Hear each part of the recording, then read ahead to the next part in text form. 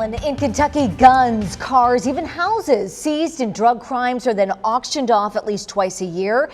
And in 2 weeks' time, more than 1,000 guns will be headed to the auction block. WDRB's Richard Essex is learning more about the auctions and where all of that money goes. Well, the numbers are staggering. Last year, police and sheriff's departments across the state seized thousands of guns and several $1 billion in cash. Where did the money go? Most of it went back to the departments that made the arrest.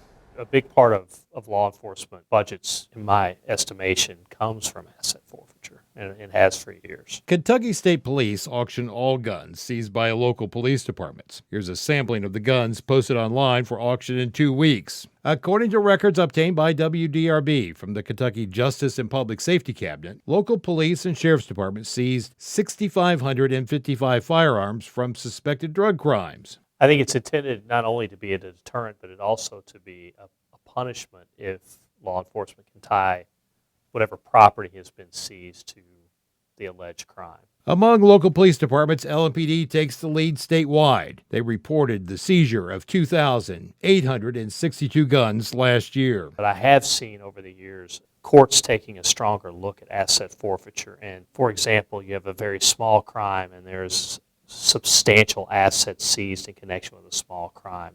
And we've really seen some scaling back of what law enforcement can do pursuant to those cases, which I think is trying to make this a more fair process, meaning if you commit a very small drug crime, you shouldn't necessarily lose all kinds of property that's of much greater value than that small crime. The proceeds from the auction is returned to the department making the arrest.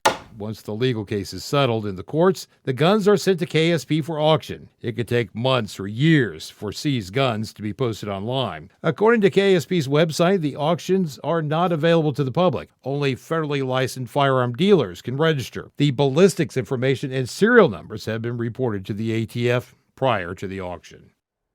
After last year's bank shooting in Louisville, some lawmakers pushed for a bill to destroy guns used in violent crimes instead of reselling them.